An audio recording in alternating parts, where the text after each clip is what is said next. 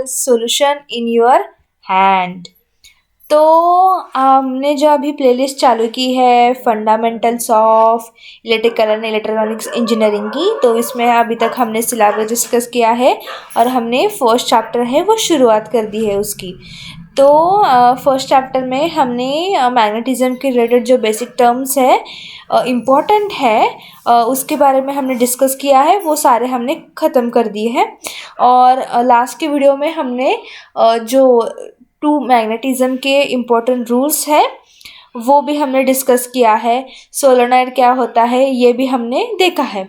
तो प्लीज़ आप जाकर वो वीडियो पहले चेकआउट करो, सो आपको अच्छे से इसके कंसेप्ट जो है वो क्लियर हो जाएंगे, ताकि आपको आगे की वीडियोस पढ़ने में आसानी होगी। तो आज के इस वीडियो में हम देखेंगे कि परमेबिलिटी क्या होती है मैग्नेटिक सर्किट्स के रिलेटेड।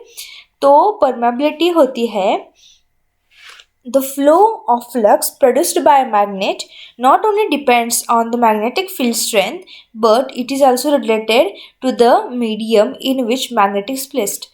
हमने परमियंस के बारे में भी देखा था, परमेबिलिटी क्या होते हैं वो देखा था।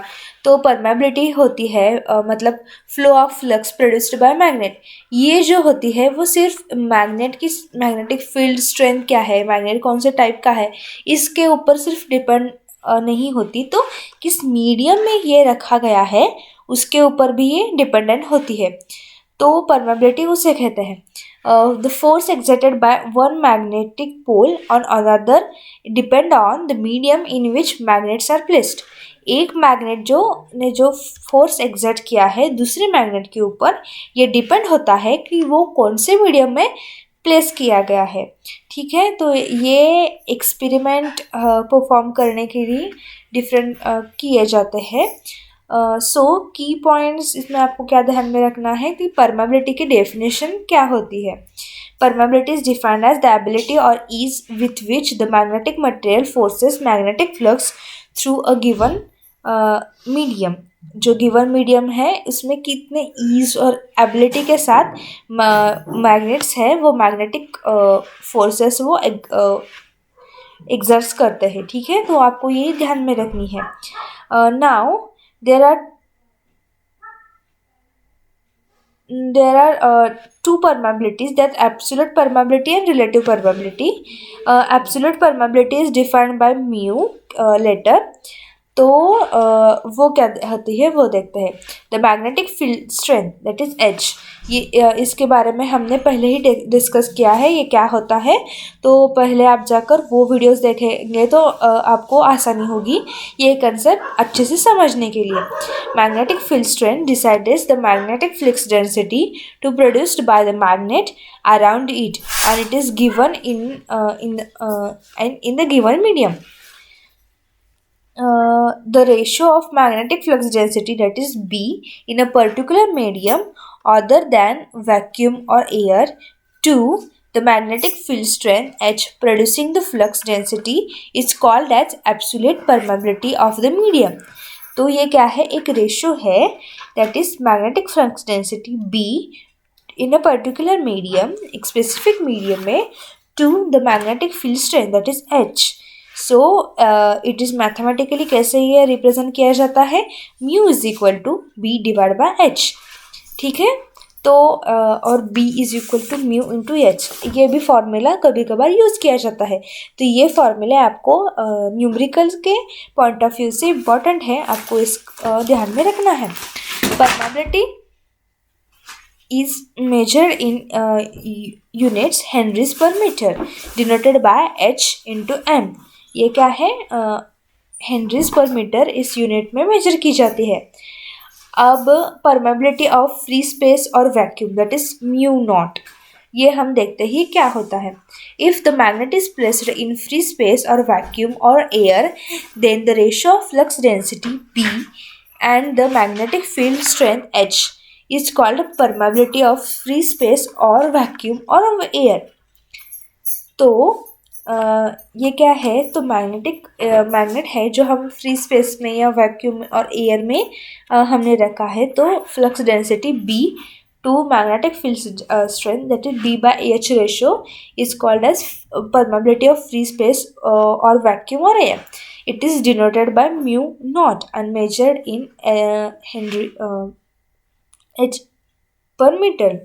सो ये भी म्यू नॉट से डिनोट किया जाता है और इसका जो यूनिट है वो same as to absolute permeability है. It is it denotes the ease with which the magnetic flux permeates the free space or vacuum or air. It is experimentally found that this mu naught, that is the ratio of B and H in a vacuum, remains constant everywhere in vacuum, and its value is 4 pi into 10 raised to 7 minus 7 H per meter. So mu naught is equal to B by H in vacuum is equal to a 4 pi into 10 raise to -7. ये constant है.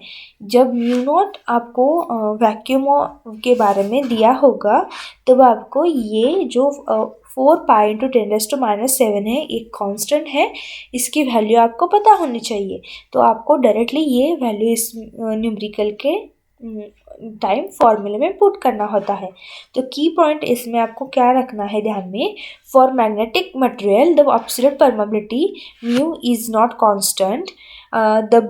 This is the because B and H bears a non-linear relationship in case of magnetic materials. तो absolute probability mu ये हमेशा constant नहीं हो सकती, क्योंकि B and H क्या हो सकते हैं, वैरी हो सकते हैं. इनमें नॉन लीनियर रिलेशनशिप होता है. मैग्नेटिक ये डिपेंड होता है मैग्नेट के मटेरियल के ऊपर. If the magnetic strength increased there is a change in the magnetic flux density B, but not exactly proportional to increase in the H. जो magnetic field strength है वो अगर इंक्रीज हो गई तो उसके मैग्नेटिक फ्लक्स डेंसिटी में B में चेंज हो सकते हैं, बट ये H में मतलब चेंज होगा ये डिपेंड नहीं होता. The ratio of B by H is constant for only free space, vacuum और एयर. B बाय H जो रेशो होता है ये कांस्टेंट रहता है हमेशा फ्री स्पेस, वैक्यूम और एयर के लिए. अब हम देखेंगे relative permeability, that is mu R क्या होता है. Generally the permeability of the different magnetic materials is defined as relative to the permeability of free space, that is mu r. ये क्या होता है, permeability of different magnetic material is relative to the मतलब relation होता है free space के साथ, that is mu not.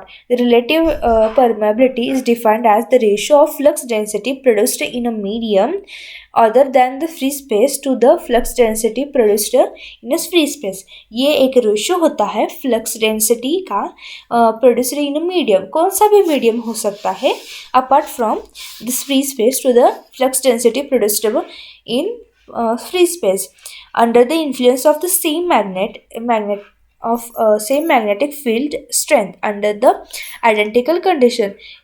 Same magnet में यूज किया जाता है. मैग्नेटिक फील्ड स्ट्रेंथ जो होती है वो भी सेम होती है और आइडेंटिकल कंडीशंस के अंदर ये कैरी आउट किया जाता है. thus if the magnetic field strength is H, which is produced by the flux density B in a medium, while the flux density B naught in the free space, then the relative permeability is defined as mu r is equal to B divided by B naught, that is B0, where H is same. इस condition में क्या किया जाता है, the magnetic field strength that is H ये है constant रखा जाता है एंड द फ्लक्स डेंसिटी जो है वो कंसिडर की जाती है. तो इसका म्यू आर का जो फार्मूला होता है वो B divide by B not होता है. ठीक है, तो आपको ये ध्यान में रखना है. ये डायमेंशनलेस होता है, इसको कोई भी यूनिट नहीं होता है. For the free space, vacuum और air mu R is equal to 1 होता है. ये आपको हमेशा ध्यान में रखना है. For the numerical point of view और एमसीक्यू पॉइंट ऑफ व्यू, अगर आपको न्यूमेरिकल पूछा जाएगा इसके ऊपर तो आपको इसमें म्यू आर की वैल्यू इज इक्वल टू 1, ये इनडायरेक्टली आपको दिया रहेगा कि फ्री स्पेस यूज़ किया या वैक्यूम में रखा है या एयर के कंडीशन है, और आपको ये ध्यान में रखना होगा कि mu R is equal to 1 होता है। According to the definition of absolute permeability, we can write for H ये है, इसके लिए हम क्या क्या ध्यान में रख सकते हैं। Mu is equal to B by H in medium, mu naught is equal to B naught divide by H in free space, then dividing equation 1 to 2, then mu divided by mu naught is equal to b divided by b naught is equal to mu r. Therefore mu is equal to mu naught into mu r. Unit is h per meter. The relative permeability of the metals like iron, steel varies from 100 to 1 lakh. की point इसमें आपको क्या रखना है ध्यान में, तो आपको mu is equal to mu naught into mu R, ये फॉर्मूला होगा, ये आपको ध्यान में रखना होगा क्योंकि ये आपको इम्पोर्टेंट है। सो की पॉइंट आपको ध्यान में रखना है, if we require maximum flux production for the lesser magnetic field strength, then the value of relative permeability of the core material should be high as possible. अगर आपको maximum flux production for the lesser magnetic field required होगा, then आपको क्या करना है, relative permeability of that material should be high as possible. So review question में आपको क्या क्या पूछा जा सकता है, डिफाइन परमेबिलिटी पूछ सकते हैं, परमेबिलिटी ऑफ एयर और स्पेस, फ्री स्पेस एयर का क्या होता है ये पूछ सकते हैं, और आपको ये भी पूछ सकते हैं कि रिलेशनशिप में क्या होता है। अब देखेंगे कि मैग्नेटिक सर्किट के बारे में कि मैग्नेटिक सर्किट क्या होता है, वो कैसे रहता है, ये आप हम आने वाले वीडियो में देखेंगे। तो आज के वीडियो में बस इतना ही।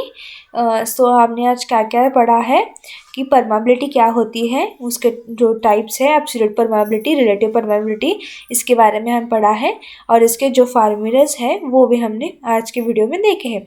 तो please like, share and subscribe my channel and stay tuned for the upcoming videos. Thank you so much for watching.